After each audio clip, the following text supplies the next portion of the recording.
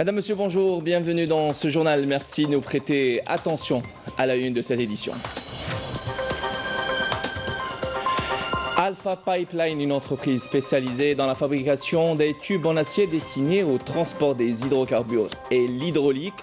En plein essor à Ardaya, cette entreprise ambitionne de conquérir le marché international avec un produit de qualité grâce aux compétences algériennes. À l'international et au Maroc, une dizaine des associations marocaines de défense des droits de l'homme en France ont appelé à un rassemblement le 5 mars devant l'ambassade du Maroc en France pour dénoncer notamment les pratiques répressives du régime du Merzenne.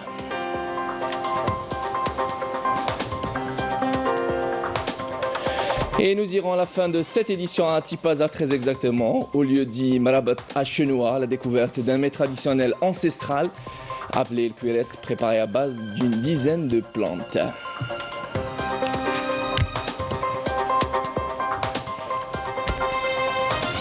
Voilà pour les titres, bienvenue à vous tous. Tout d'abord, le ministre de la Justice et garde des Sceaux, Abdelrachid Tebbi, et son homologue libanais Henri Khouri procéderont aujourd'hui à Beyrouth à la signature de 2 conventions judiciaires. La première relative à la coopération judiciaire dans le domaine pénal et la deuxième concerne l'extradition de criminels.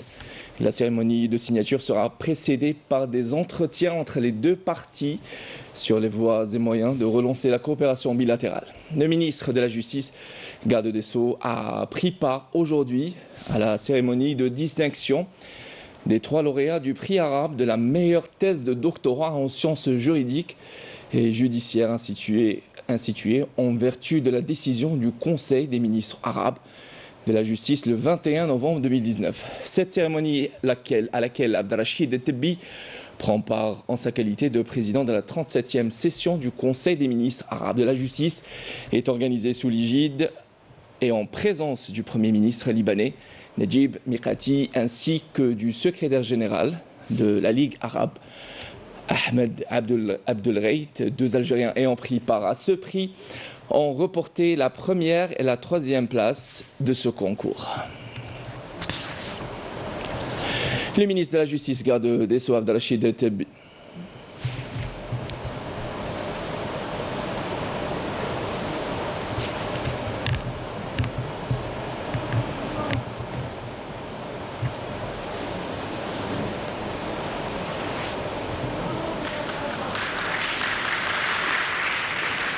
والآن سيكرم الأمين العام لجامعة الدول العربية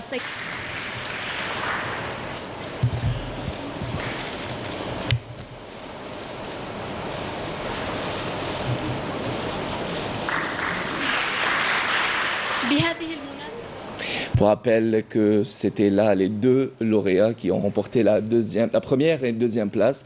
Félicitations donc à nos Algériens. Le ministre de la Justice, garde des Sceaux, Abdelrachid Tebbi, avait été reçu hier par le président libanais Michel Aoun, qui a réaffirmé l'importance de renforcer le travail arabe commun. Le président libanais a chargé le ministre de la Justice de transmettre ses chaleureuses salutations au président de la République, Abdelmajid Tebboune.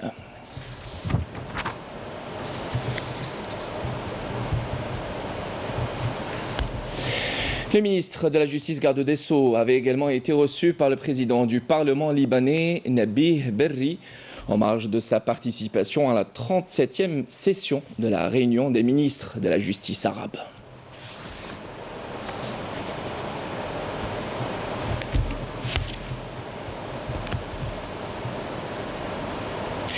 Retour en Algérie, spécialisé dans la fabrication des tubes en acier destinés au transport des hydrocarbures et de l'hydraulique. Alpha Pipe fait ses preuves sur le marché national et ambitionne d'aller vers l'exportation avec un produit de qualité et des compétences algériennes. Cette entreprise est présente depuis des décennies sur le marché du pipe. Reportage Amin Shqabqab, commentaire Abdelmajid Benqassi. Leader algérien dont la fabrication et la commercialisation des tubes en acier soudés en spirale, des produits destinés principalement au secteur du transport des hydrocarbures et de l'hydraulique. Alpha Pipe est une filiale du groupe des industries métallurgiques et industrielles Imetal. Elle est installée à Gardaya, au sud du pays. Aux commandes et à l'œuvre des dizaines de diplômés des universités et des instituts algériens.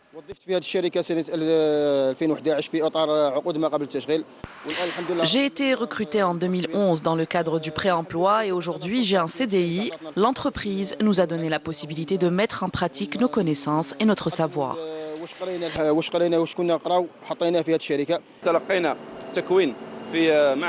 Nous avons fait une formation en mécanique, spécialité soudure de pipe, de transport de gaz et de l'eau à l'Institut CTMC de Boumerdès et aujourd'hui nous contribuons en tant que jeunes à l'essor de l'entreprise et de l'économie du pays.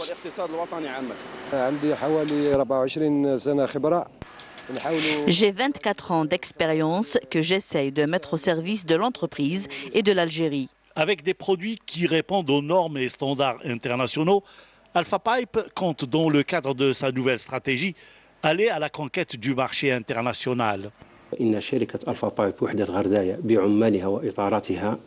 Notre entreprise, avec ses quelques 1000 travailleurs et après avoir couvert le marché local, vise l'exportation et pourquoi pas concurrencer les grandes entreprises qui fabriquent les tubes en spirale. Cela nous permettra d'améliorer la production en vue de recruter plus et absorber ainsi le chômage. Des perspectives et des ambitions pour une entreprise qui a fait ses preuves et qui a contribué à la croissance économique du pays depuis déjà 45 ans. Et dans le but d'encourager l'investissement et booster l'économie locale, dans la wilaya de Msila, une batterie de mesures a été prise dans ce sens. Une initiative appréciée par les opérateurs économiques qui ont misé sur cette wilaya pour lancer leur projet, nous dit Walid Yousfi. Les nouveaux projets mis en service vont permettre de créer beaucoup de postes d'emploi et de réduire le taux de chômage. J'ai déposé mon dossier et quelques jours après, j'ai reçu un appel. J'espère qu'il y aura plus de projets comme celui-ci. Ce type de projet permet de résoudre le problème du chômage dans la wilaya. La main-d'œuvre est locale. La plupart ont été formés par des experts étrangers. Donner un souffle nouveau à l'économie locale en créant un climat d'investissement favorable, une priorité pour les autorités de la wilaya de Msila. Les dernières mesures de facilitation octroyées par l'État sont arrivées à point nommé. Elles ont permis de lever les blocages entravant certains projets gelés depuis des mois, voire des années. Cette usine est installée depuis juillet 2021. Nous avions un problème de permis d'exploitation. Maintenant que c'est réglé, l'usine peut enfin démarrer son activité. Avant, on devait faire face à un certain nombre d'entraves, mais aujourd'hui la situation s'est arrangée et les choses vont de mieux en mieux. Ce genre d'action ne peut qu'être bénéfique pour l'investissement en Algérie. Plus de 1000 nouveaux entrepreneurs ont pris le pari d'investir dans cette région, un acquis pour la wilaya qui lui permettra de répondre à la demande du marché national en plusieurs types de produits et redynamiser l'économie locale. Des idées novatrices et des projets prometteurs dans le domaine de la transition énergétique, notamment au cœur de la 5e édition du Salon international de l'électricité et des énergies renouvelables, qui connaît la participation de plus de 70 exposants algériens et étrangers. Ce salon est considéré comme une occasion pour les opérateurs d'exposer leurs projets, trouver des partenariats et échanger leur expérience. Plus de précisions avec Nesseline Zaidi.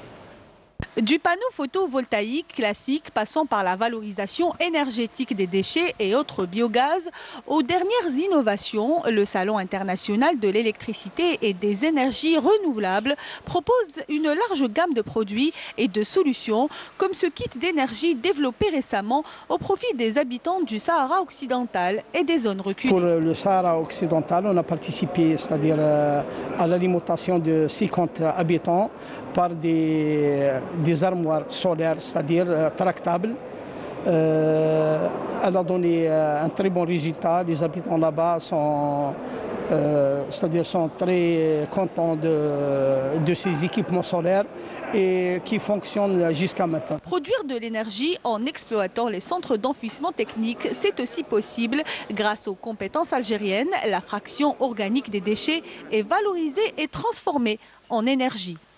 Il s'agissait de mettre donc un système hybride énergie à partir du biogaz et énergie solaire, où le biogaz servait donc à résoudre l'intermittence du solaire, d'accord, ce qui nous donne un système hybride et permet d'une part l'économie du stockage d'énergie qui représente à elle seule plus de 40% du coût de l'énergie photovoltaïque, d'autre part permet d'allonger la période d'exploitation du gisement de biogaz. Donc actuellement, on a pensé à une solution d'utiliser l'énergie solaire avec un tout petit parc de batteries pour que ça fonctionne et on ajoute un groupe électrogène à gaz. Des idées novatrices et des projets prometteurs dans le domaine de la transition énergétique. Mais les contraintes sont nombreuses pour les mettre en application, notamment concernant l'exploitation et la commercialisation du surplus d'énergie. Si je suis un habitant en Algérie, je vais faire mon installation, j'ai une surproduction de l'énergie solaire. Je ne peux pas l'injecter directement au niveau du réseau de Sonalgaz. Pour le moment, c'est interdit. Et si on ne fait pas ce qu'on appelle les smart meters pour limiter notre production et de ne pas injecter au niveau du réseau national, donc même le compteur, il n'est pas adapté. L'accompagnement de ces projets reste donc indispensable, surtout avec le lancement prochain du projet Solaire 1000, une aubaine pour les investisseurs dans le domaine des énergies propres. Avant la mise en service d'un projet, on fait des tests sur le terrain. Ça dure comme 2-3 mois. Donc, et on compare bien sûr le résultat de ces tests avec la théorie ou bien les études qu'on a déjà fait avant, bien sûr, durant l'exécution du projet. Donc, si les deux résultats sont compatibles, sont presque les mêmes, donc dans ce cas-là, on donne la certification. Placé sous le slogan « Ensemble pour réussir la transition énergétique de l'Algérie », ce salon regroupe 70 exposants algériens et étrangers pour le développement de plusieurs relations de partenariat et d'échange d'expériences. Avec une hausse de la production halieutique de l'ordre de 285% en 2021, le secteur de la pêche connaît un essor considérable dans la wilaya de Chlef. Les autorités concernées accordent une importance majeure à ce secteur, un créneau prometteur en matière de création d'emplois et de richesses. Avec un littoral de 129 km, un port commercial, Athénès et plusieurs autres atouts, Chlef est tous désignés pour être au cœur de la stratégie nationale de relance de l'aquaculture marine et continentale. Elle compte 9 fermes aquacoles et occupe d'ailleurs la première place à l'échelle nationale en matière de production aquacole, avec 1638 tonnes réalisées en 2021. J'exerce ce métier depuis 2007. Il faut dire que ces dernières années, il y a eu une baisse des produits halieutiques. J'ai donc décidé de me lancer dans l'aquaculture. Nous avons installé des cages flottantes pour l'élevage de tilapia. Il s'agit de l'un des plus grands projets au niveau national dépendant de la société Cousider. Un projet qui compte 32 cages flottantes est en phase de réalisation. Il vient d'ailleurs de faire l'objet d'une visite d'une délégation ministérielle. On annonce l'augmentation de la production halieutique à Chlef de 1400 tonnes à 2400 tonnes, ce qui permettra de renforcer la sécurité alimentaire. Cette sortie sur le terrain permettra aux 3 ministères de coordonner leurs efforts et leur travail pour développer l'activité aquacole. Nous avons des jeunes ambitieux et il y a une coordination entre les différents secteurs afin de lever les entraves sur les investissements dans le domaine. La récente réduction sur la taxe sur la valeur ajoutée de 19 à 9% sur les projets de production halieutique, mesure phare prise par les pouvoirs publics qui a certainement ouvert de nouvelles perspectives devant les investisseurs dans ce domaine, ce qui en a fait un secteur très attractif. L'objectif est aujourd'hui d'arriver à satisfaire la demande nationale pour passer par la suite vers l'export. Et la rentrée professionnelle 2021-2022 se fera demain, 27 février, au niveau national. Près de 284 000 nouvelles places pédagogiques sont proposées dans les différents modes de formation, dont 398 places dédiées aux handicapés moteurs. En prévision de cette rentrée, les spécialistes du secteur couvrent 23 branches professionnelles figurant dans la nomenclature des branches professionnelles et des spécialités de formation où des spécialités sont proposées pour la première fois dans plusieurs wilayas. Pour rappel, il avait été décidé de prolonger la période d'inscription jusqu'au 24 février pour les modes de formation par apprentissage et à distance et pour d'autres dispositifs de formation, notamment la formation passerelle, les cours du soir, les établissements privés, la catégorie des personnes aux besoins spécifiques à l'exception de la formation en présentiel. Le ministère des Affaires étrangères de la communauté nationale à l'étranger a annoncé qu'il continue de suivre de près les développements de la situation dans la République ukrainienne et assure de son entier souci à œuvrer et coordonner les efforts pour assurer la sécurité des membres de la communauté nationale établie dans ce pays par le biais de l'ambassade d'Algérie à Warsaw en Pologne et Bucarest en Roumanie. Dans ce cadre, le ministère des Affaires étrangères de la communauté nationale à l'étranger rappelle aux citoyens algériens présents et établis en Ukraine à suivre les orientations de l'ambassade d'Algérie dans la capitale ukrainienne, Kiev, et veille ces moments difficiles à rester en contact avec eux directement ou indirectement. Le ministère rappelle le numéro vert gratuit mis à la disposition des membres de la communauté nationale établie dans ce pays pour entrer en contact avec l'ambassade d'Algérie à Kiev, le 0800 5068. En plus du numéro vert, le 021 50 45 00 a été créé au niveau du ministère des Affaires étrangères. La communauté nationale à l'étranger a conclu la même source. De violents combats se poursuivent entre l'armée ukrainienne et les forces russes pour le contrôle de la capitale de l'Ukraine. Des combats qui ont fait 198 morts et 1 millier de blessés depuis le début de l'opération militaire russe en Ukraine.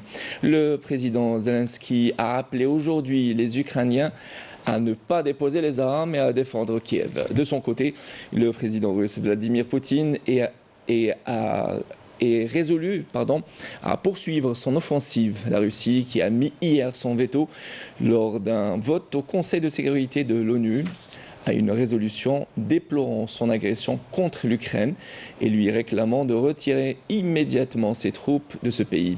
Par ailleurs, le secrétaire général de l'ONU, Antonio Guterres, a nommé le Soudanais Amin Awad en tant que coordonnateur de crise des Nations Unies pour l'Ukraine. Awad dirigera la coordination de tous les efforts de l'ONU en Ukraine, y compris la réponse humanitaire des deux côtés de la ligne de contact. Les unités de l'armée populaire de libération sahraoui ont mené hier vendredi de nouvelles attaques contre les retranchements des soldats de l'occupation marocaine dans les secteurs de Mahbes el-Bekari, selon le ministère de la Défense sahraoui. Et au Maroc, une dizaine d'associations marocaines de défense des droits de l'homme activant en France appellent à un rassemblement le 5 mars prochain devant l'ambassade du Maroc en France pour dénoncer les pratiques répressives du régime du Merzen et exiger la libération de tous les détenus politiques dans le royaume.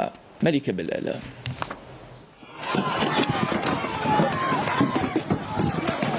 Poursuites judiciaires, emprisonnement de journalistes indépendants et inculpation d'artistes et de citoyens sur la base d'accusations fallacieuses.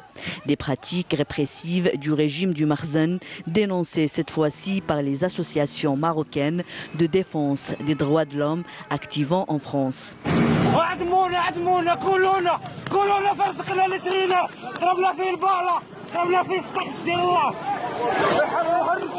وتستفدوا من الشمال ولادكم خرجوهم ولادنا شردوهم عندكم بريفي لا يخطفكم الحق.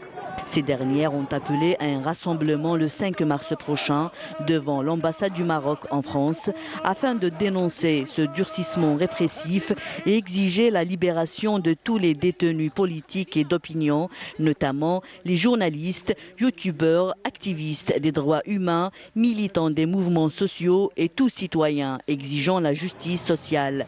En effet, la liste des victimes de la brutalité répressive ne cesse de s'allonger.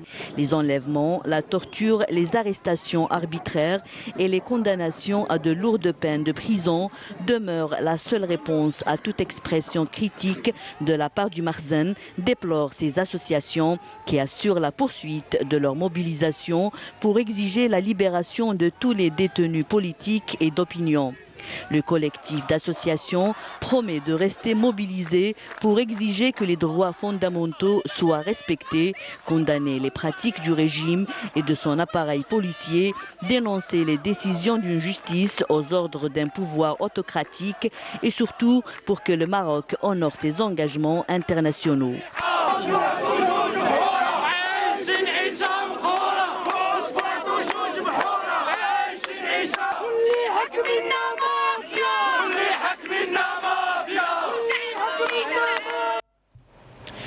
Retour en Algérie pour parler de Nesrine Houili, jeune cycliste, championne d'Afrique à seulement 18 ans. Cette star montante du cyclisme a à son actif plusieurs médailles d'or et plusieurs titres. Sa devise, aller toujours plus loin.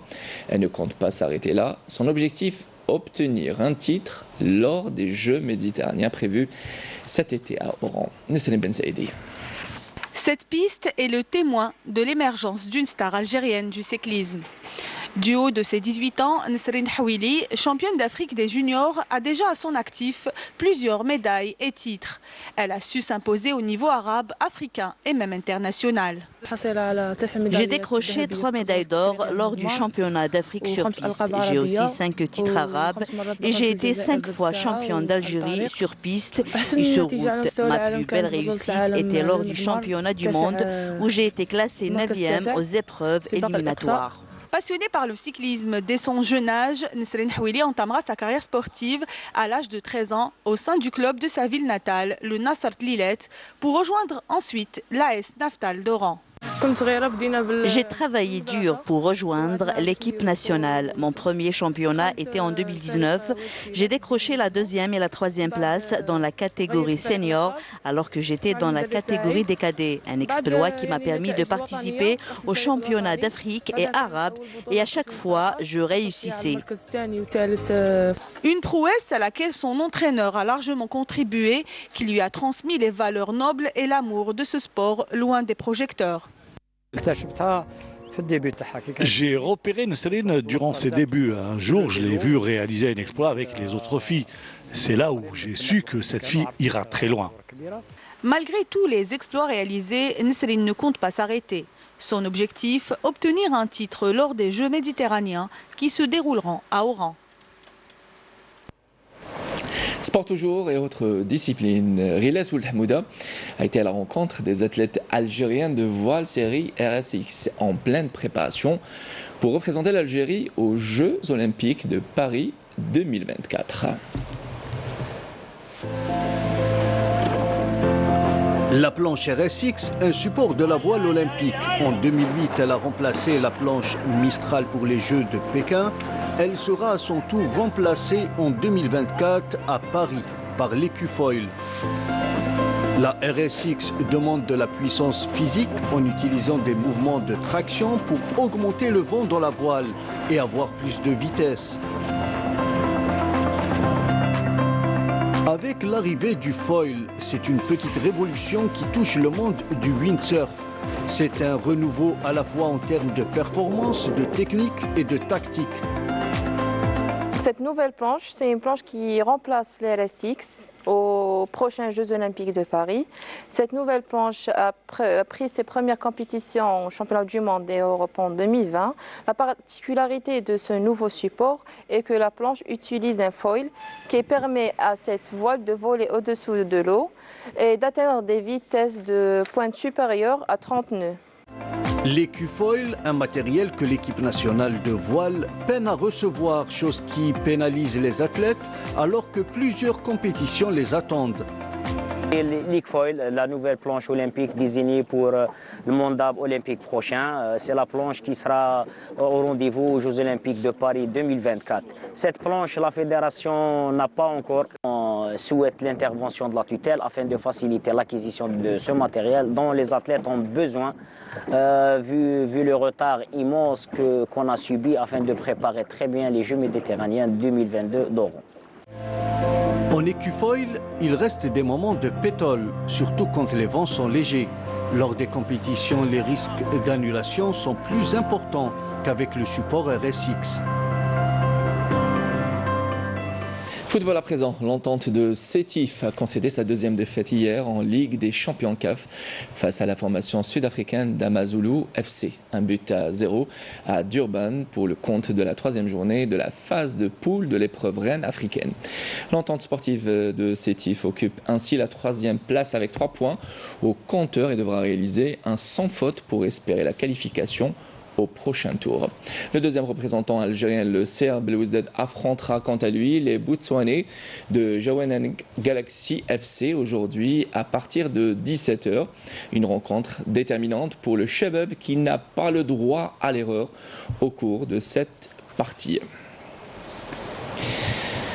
Nous vous emmenons à présent sur les hauteurs du mont chinois à Tipaza, très exactement au lieu dit Marabat, dans une ambiance conviviale et chaleureuse autour d'un feu de camp et d'un mets traditionnel propre à la région.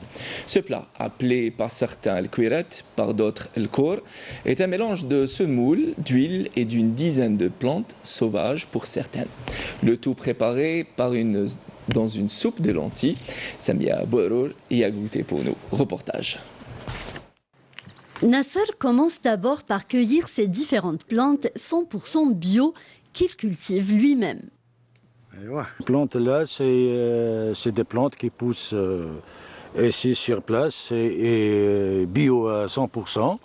C'est pour préparer un plat traditionnel typiquement de la région. Le fenouil doux, on a encore le madnos, c'est le persil. Le bourrache, le boudlaqam, on l'appelle boudlaqam, il y a de l'ail, il y a des t-shirts. Et des oignons. L'ail, des oignons. Il y a même des poireaux, même à base des poireaux, la menthe verte ou la nana, la menthe blanche minta aussi. À plus de 300 mètres d'altitude, le Mont Chenois nous accueille à nouveau dans un décor pittoresque. Et nous sommes en compagnie de nos deux guides, les deux retraités du secteur du tourisme, pour nous faire découvrir aujourd'hui un plat traditionnel qu'on appelle thihourine, à base d'une quinzaine de plantes médicinales et aromatiques et qui se prépare souvent les week-ends, au printemps et même pendant les nuits rudes d'hiver. On est en train de préparer des courines avec tous les herbes qu'on trouve dans la montagne. Et c'était des plantes médicinales qui est très riches en vitamine A, en vitamine D, en vitamine E. Médicinales et en même temps c'est... Et au plus de ça, ils ont beaucoup de protéines végétales qu'on prend souvent chez nous, des arrière-grand-mères qui nous préparent ça jusqu'à maintenant. Quand on reçoit des randonneurs ou des touristes dans la région, ils nous demandent de leur préparer des plats traditionnels.